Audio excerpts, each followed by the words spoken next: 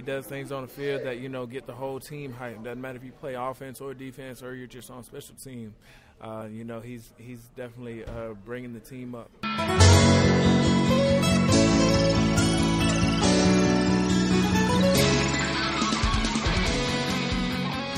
Today's Friday, December 14th. This is the Cowboys Beat on CLNS Media. I am Ari Temkin along with Patrick Conn. And the Cowboys continue to roll along. They beat the Eagles. They've won, 5 straight now, and are basically going to be in position to clinch the NFC East this Sunday against the Colts, which amazingly, last time they played the Colts, they also clinched the NFC East. So this could be 2 straight games playing the Colts where they can clinch the NFC East amazingly. Yeah, that's that'd be an awesome achievement for them, given where we were 5 weeks ago, 3-5. Looking like this coaching staff was done for. The trade was not looking good. I know it was a weekend, but it was just looking like the trade was for naught. Yeah. And now here the Cowboys are. They're atop a division that is seemingly and just imploded on itself. And now the Cowboys have an opportunity to clinch a playoff spot against the Colts, which really, honestly, with the health of this team, they need. They need to go ahead and clinch that. But, they look like they were going to just dominate the Eagles. Eagles made a game of it, and then it took overtime, and much like 2016, it ended with the same exact score. Isn't that something? Yeah, no kidding. One of the, kind of discussion points, talking points this week throughout the, Cowboys nation, if you will, has been sort of what to make of Dak Prescott, the quarterback. He had a 455-yard passing game, 78% completion percentage, threw 3 touchdowns, had 2 picks, and had a fumble. But, statistically speaking, it's a pretty good performance. And yet, when you watch the game, the statistics maybe, don't tell you the whole story. So, look, my feeling on Dak is he's inconsistent. And, there's times where he makes great throws, and then there's times where he completely misses. And, look, he had a bunch of mistakes that nearly cost the Cowboys the game against the Eagles. Now, I will say, with those inconsistencies, we've seen a guy that down the stretch of games has shown an ability to get the team down the field and score points when needed. They won the Detroit game because of what Dak Prescott was able to do. That was pre-Amari Cooper. They won the Eagles game in Week 10 because of Dak Prescott, and they won the Eagles game this past week. So there is a clutch element to Dak, but he's inconsistent, and he still, has a lot of room to grow. Yeah, let me give you some numbers that Marcus Mosher had put out. He's 89 of 132. That's 64.7% completion. 1,000 passing yards, 124 rushing yards, 4 passing touchdowns, 3 rushing touchdowns, 1 pick, passer rating of 96.8. That is Dak Prescott in the fourth quarter or overtime this season. Wow. So you said there's a clutch factor there. He turns it on. How about those numbers against the Eagles? In the fourth quarter and overtime, he was 17 for 20. I think it was like 240 yards or something like that. I don't know. I have it in front of me, but I know he's 17 of 20. 234 and 3 touchdowns. Yeah, 234. It was around 240. I knew that. So that's an entire game for Dak Prescott right there. That's an efficient game for him. Yeah, but my argument to that is if he completes some of those passes early on in the game in the third quarter, then he doesn't need to be clutch in the fourth quarter, right? He missed Michael Gallup twice down the field, had him wide open and couldn't make those throws. He takes these sacks, he has turnovers in the red zone, he has fumbles, so it's like, the Cowboys nearly shot themselves in the foot against the Eagles. They really gave the Eagles every opportunity to win that football game, and they still ended up winning it. And even though Dak has been clutch or great down the stretch, it's like you watch and you're thinking, if only he makes some of these plays earlier on, he doesn't need to have those great plays in the fourth quarter. The interesting thing when you were watching that game, when people were saying, "Oh, well, look at the resiliency of Dak Prescott coming back from, those issues early on," and I'm sitting there going, "They're self-inflicted issues." I mean, the interception to Rasul Douglas when he was looking for Cooper, right? He was late on that throw. Right. That's what I always say. It's like if you're late on the throw, you're gonna get picked off. Yeah. Because they got plenty of time to get over because they're seeing it. Well, and that time it was as if he was just kind of playing low and he played him a little bit. Douglas. but he comes off his guy who he has in coverage to pick that off. Right. Yeah, maybe he was baiting him a little bit because he knows they're looking for Amari because that's their big weapon outside of Zeke. Amari's going to be their guy. So yeah, I think he baited him a little bit. So, but my whole thing, the whole deal is. I have been very critical of Dak Prescott. I've been hard on him. Yes, he plays well in the fourth quarter. He has that gamer mentality. Like when the lights come on, when the pressure's at its most, that seems to be when Dak Prescott thrives. Because I feel like they takes away he doesn't overthink things. Yeah, right. He's reacting and not thinking about it. Yeah, I mean you can see it like the big run he made. On third down, they needed a first down. What's he do? He, breaks tackle after tackle. He makes those type of plays. So, yeah. I mean, there's a lot to him to like. There really is. It's just the things that he does, holding on to the ball too long. I will say there were a couple of times in that game where it really wasn't his fault. I mean, the guys couldn't sustain any blocks. So, I mean, there was nothing he could physically do. Right. But there's other times where he's doing it. But I mean, you gotta, tip your cap to him, what he was able to do in that fourth quarter alone. And those are the type of things that I think that this team sees and they go, that's the guy that we think we have. And it's just like, you can't get it for an entire game. You're not getting those full games. Well, look, I mean, it seems like we're talking about characteristics of a quarterback in his third year, and that's a fair criticism for a guy that's still developing. I mean, you look at, guys in the same class as him, Jared Goff and Carson Wentz. I mean, they're all going through inconsistencies too. So it's you kind of have to be one or the other. It seems like it's very reminiscent to Tony Romo from a standpoint of, you watch a game and then. It's like two different fan bases watch two different games, and that's the comparison with Romo, where it's like you either love him or you hate him, or he's the worst or he's the best. And I mean, there's a middle ground there. Like Prescott made some impressive throws, the touchdown pass, what the 28-yarder he had to Amari Cooper. I mean, that is a dime, and he put it right in the perfect spot. I think that's probably the best throw that I've ever seen Dak Prescott make. It was incredible.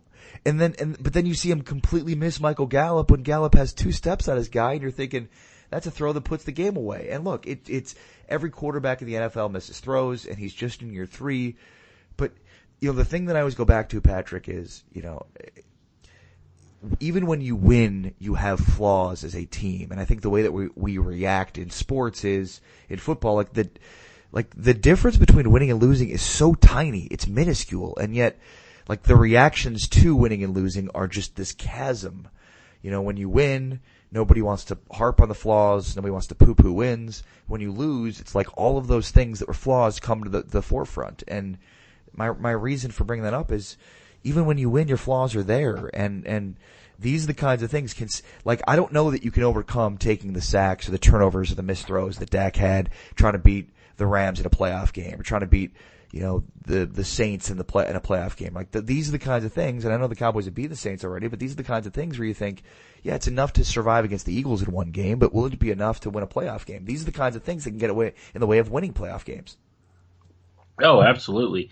And the other thing is that the defense, they've got to be able to do things too in a playoff game where creating turnovers. They're not really doing that. There'll be a game where they get 3 and then they'll get 1 or they won't get any. I mean, and talk about turnover differential. The Cowboys are even. Wow. even. So it's like, that's going to be the biggest knock is quarterback can't turn the ball over. Defense has to create turnovers. So yeah, I think they could possibly get into some trouble, but at the same time, I'm not saying this as a Cowboys fan. I'm saying this as an analyst.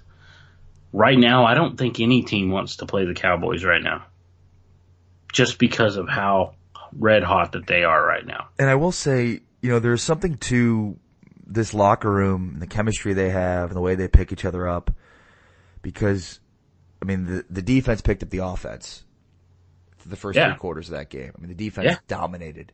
But then the fourth quarter, the defense gave up 17 points.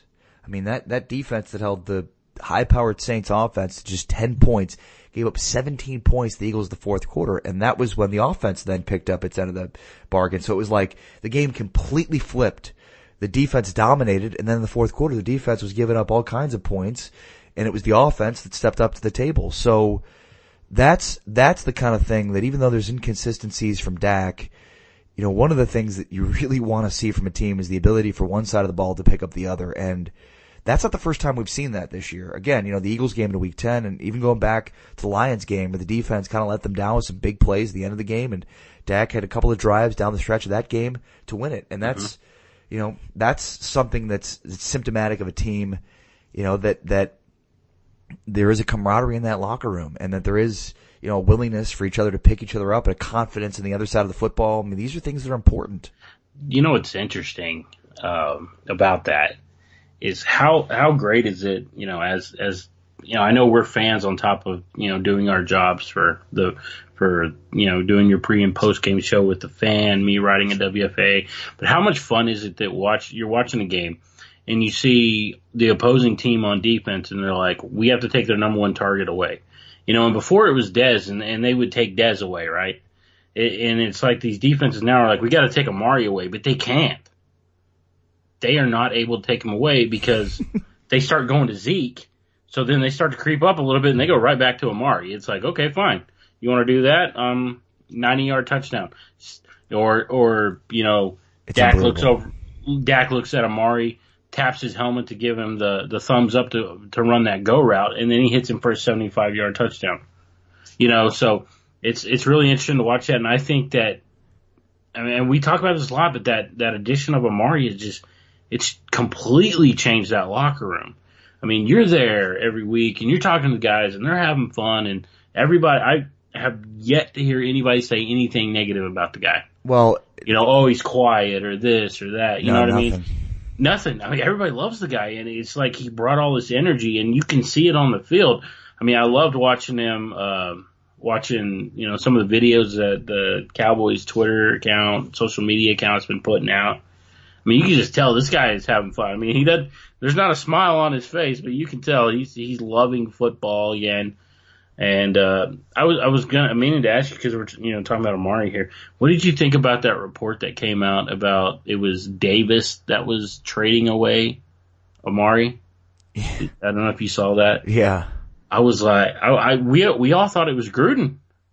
Well, that's apparently what Amari said to a couple of the reporters today. Calvin Watkins, I think. Was Calvin Watkins and tweeted it out. Right, and I find that hard to believe. Every indication we've had is that John Gruden has full control over everything that's happening in the front office. That was capped off by Reggie McKenzie being ousted this week. So, right. I don't know if you follow Benjamin Albright. Yeah. But he tweeted that out like weeks ago, like maybe over a week ago. That Mark Davis was the reason Amari Cooper was traded? Yeah. Because apparently Amari and Khalil Mack share the same agent. And I guess he said, I'm like, anybody that you represent, I'm getting rid of. Wow. And I was just like, whoa. Smart move. I was like, I didn't know about it. Like when I first read the tweet, I was like, I don't know about it. But then you hear that, Amari come out and say it, and it's like, oh boy. There's some heat. There's some smoke behind this one. Well, and you could then argue that, there's no one more responsible for the NFC playoff picture with the Bears and the Cowboys being the 3 and 4 right now than Mark Davis, John Gruden, and the Oakland Raiders. Oh, yeah. But you said something earlier about, no team wants to play this team right now. And, it feels that way. I mean, this goes back to, they have Zeke Elliott, who's, if he's not the best running back in football, he's the top 5, right? Or he's top 2 or top 3. Amari Cooper, who, if he's not the best wide receiver in football right now, he's in top 2 or top 3 or top 4 or top 5, right? So, that's why you have an elite defense with a top 5 receiver and a top 5 running back. There are very few teams that have that. And that's significant. I don't know that we knew how good Amari Cooper was going to be.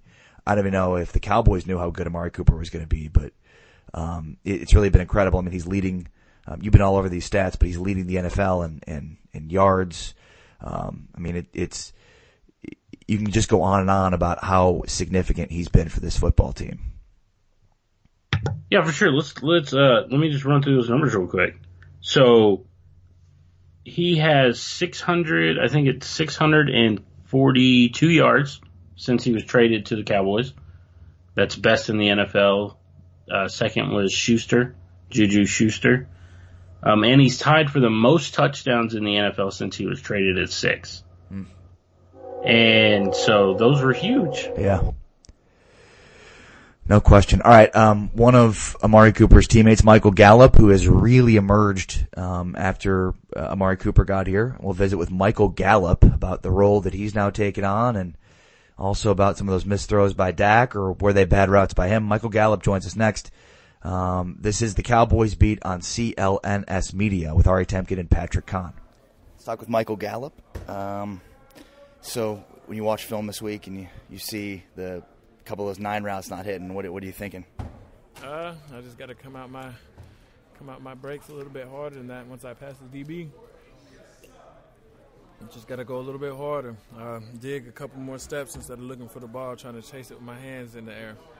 Football is a sport that commands cohesiveness. So, I think when you watch a play like that, you think, oh, it's Dak overthrew it or Gallup was. So, is that one of those things where it's just everybody needs to be on the same page? Of course. We just got to be on the same page.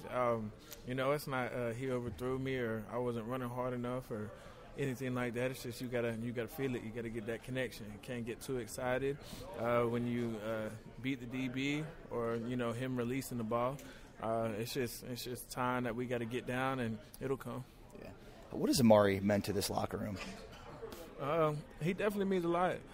He comes in here and works every day, and especially for me being a rookie, just watching a vet work like that, I definitely take some things from his game and I try to add it to mine. But he just does things on the field that get the whole team hyped. Doesn't matter if you play offense or defense or you're just on special team. He's definitely bringing the team up. What are those things that he does that just gets everybody hyped? If he's taking something 80 yards, if he catches, a little 5-step slant or whatever, and he takes it about 20 up the sideline, it's just, it's great to see. It's fun to watch. Yeah. But what has that meant for you? Because it seems like you've come on of late too, where you're getting much more involved in the offense. Definitely, seeing him come in the locker room like that, you definitely got to step your game up too if you want to, see the ball, see some field time, because it's a great player. Trying to get in the same room as him is hard.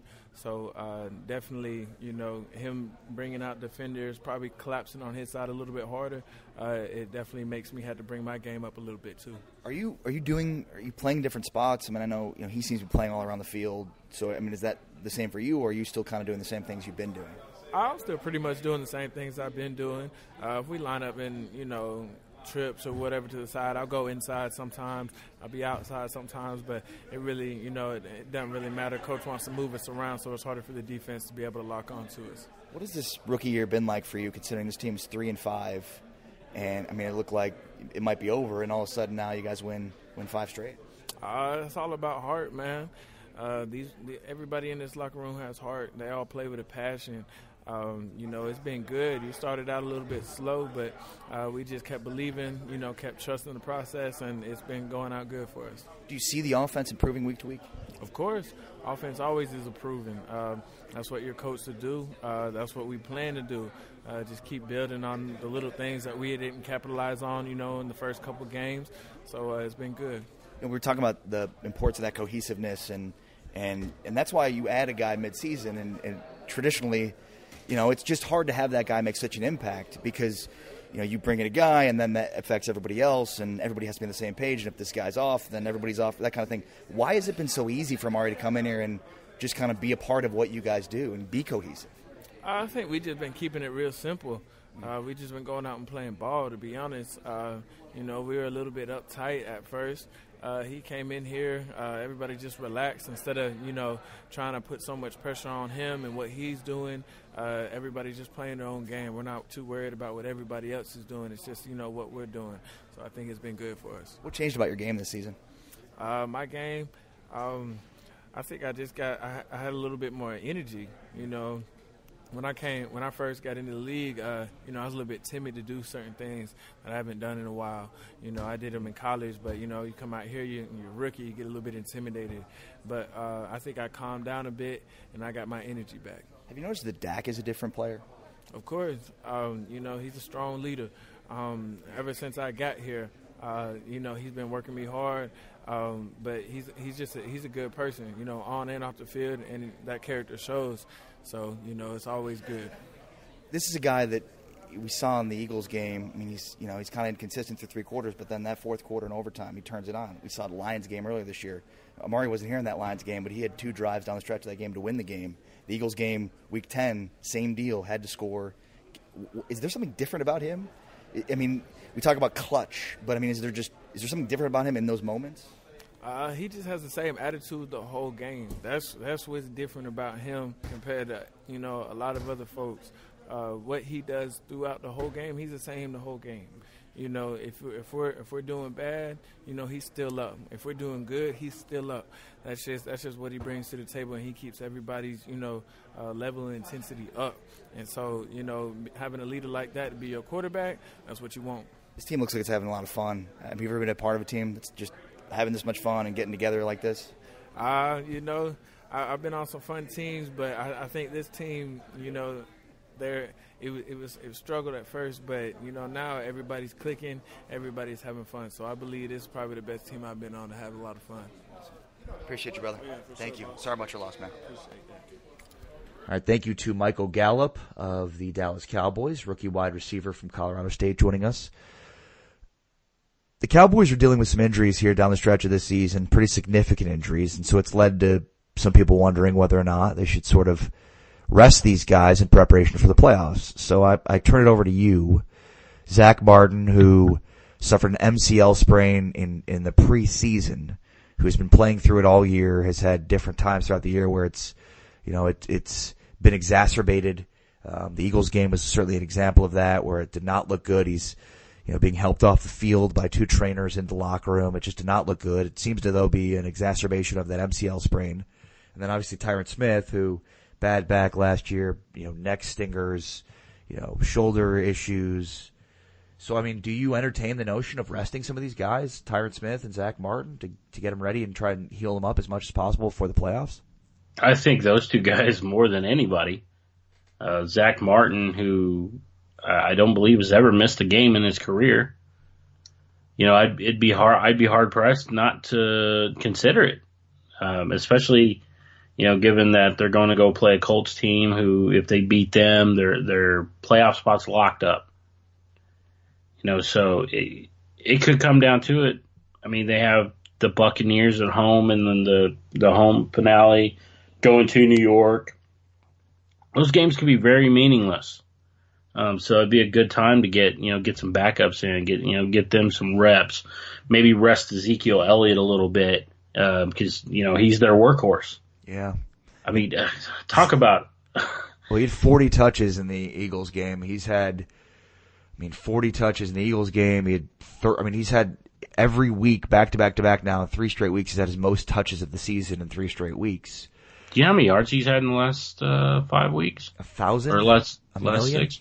2 million? No, total yards from scrimmage, 970. Yeah, he's since Amari got traded. That's unbelievable. That's a season in how many weeks? Yeah, 6 weeks essentially. 6 weeks. And so, yeah, it's he's been the workhorse. You're right, for sure. 970 total yards. That's including, receiving yards. and he's the number one running back in the NFL. Once again, he's leading the rushing chase. I guess you can thank the Bears for keeping Gurley off the field. So that's why Zeke's back on top. But yeah, what he's done has been great. But yeah, I'd like to rest him. You're hoping. Here's the issue, though. Yeah. The 3 seed is still up there. Yeah, it is. They're a game behind the Bears right now for that 3 seed, and you start to think about. So basically, 1 and 2 are locked up. You know, It's either going to be the Saints or the Rams. They're going to be one of them's going to be 1, the other one's going to be 2, and then 3 and 4 is locked up. One of them's going to be the Bears. One of them's going to be the Cowboys. Yep. And then the 5 is the Seahawks. So I mean, it's all set. The only spot that really isn't is whatever 500 team is going to end up with that 6 seed, and that's why. As much as I do want to start resting some of these guys, I think that 3 seed's more important. I would rather have the 3 and play the Panthers or the Vikings or the Eagles, whatever team squeaks in the playoffs, is that 6 seed. And then, more important than that, I mean, if it does come down to playing the Bears in the NFC Championship game, I mean, having that game at home as opposed to going on the road, a cold Soldier Field in January, that's the toughest part to me is. You know, they could clinch a playoff spot this week, but they'll probably be playing the rest of the season for that 3 seed, which I think is very, very important. Yeah, no, without a doubt, you're right. It could, very well be important, but if that's the case, maybe, Zack is probably. I don't know, they've been resting him this week, so maybe he doesn't play this week. Of course, I've counted him out before, and he came out and played. Right. He's tough as nails, so I wouldn't be surprised if he played at all. And then, obviously, Tyron, they played him, so I would expect that he's going to play this week. I just don't think you start resting him 3 weeks out. You know what I mean? So I'd expect those guys, if they can go, they're going to go. On Sunday, it's just more towards that Giants game the week before, maybe giving them some rest. Right. You start to think maybe they could beat the Buccaneers, maybe they could beat the Giants. Being able to rest, Zeke or Zach Martin or Tyron, and even if they're not dressed, even if they dress and play, you look at Zeke and think 20 touches, something like that. That at least. Give him some respite from, the wear and tear that he's had. But that's the tough part is you think about how, everything's locked up, but the Cowboys still have a lot to play for when it comes to trying to get that 3 seed from the Bears, because they're only a game behind them. Yeah. And then, of course, this game with Indy, and I don't think this is going to be a cakewalk for him. No, I don't either. Matt Eberflus knows this team. He knows his offense. He's seen him for years. Yeah. And so he's calling the defense up there. So I think they're going to be in for a dogfight. It's going to be, interesting to see because I want to see Leonard, the rookie linebacker who's leading all of the NFL in tackles. Leighton Vander Esch is up there too. Yeah, it's the battle of defensive rookie of the year candidates, and Darius Leonard, who's been an absolute monster, and Leighton Vander Esch, who also has been a monster. But as good as Vander Esch has been, Leonard has been better. He's got 7 sacks, I think 4 fumbles. Four forced fumbles. He's got an interception. He's got 135 tackles. Yeah, it's funny because we're sitting over here thinking, oh, he's definitely the rookie of the year, Leighton, and then it's like, oh wait, no, Darius Leonard's a beast too. So Chubb is no slouch himself either. Yeah, that's a good point. No, it should be a good one. What I find interesting is the Cowboys are better seemingly in every facet, and yet. Last I checked, it's a 2-point spread that favors the Colts, which is kind of interesting. Obviously, you're a home team, you're going to get 3 points. Mm-hmm. So it seems like Vegas thinks it's a pretty even game, which is kind of surprising to me. Yeah, I think had Dallas not won, if they hadn't been winning all these games in a row, and they hadn't gone on the road and won games like they have during this stretch, beating the Eagles and Philly and beating Atlanta, I think maybe it would be a much larger spread for the Colts. But yeah, I think that sounds about right. It's an even game. They'd probably get 4 or 5 points if they were playing at AT&T Stadium. But I'm hopeful that Dallas come out and they can secure this victory. I mean, obviously, even if they don't win, they can still lock up their playoff spot. Yeah. If Philly and Washington lose, that's basically all she wrote. The only way right now for Dallas not to make the playoffs, they would have to lose all 3 games, and Philadelphia or Washington would have, or I think it's Philly, would have to win all 3 games. Yeah. And the Philadelphia Eagles, without Carson Wentz this week, got to go up against the Rams. Yeah. Good luck. Good luck. All right, that's Patrick Conn on Twitter at Draft Cowboys. Check him out and all his great work for WFAA at Draft Cowboys. I'm Ari Temkin. The Cowboys pre- and post-game show starts at 9 a.m. for Cowboys and Colts with kickoff at 12. And, of course, the post-game to follow. And, of course, make sure to stream live every day, 12 Central on Phantom at Facebook.com/Watch Phantom. So thank you all for checking out the Cowboys Beat each and every week. Make sure to give us a rating on the podcast. Make sure to hit the subscribe button and tell all your friends. But for now, we're out. Peace.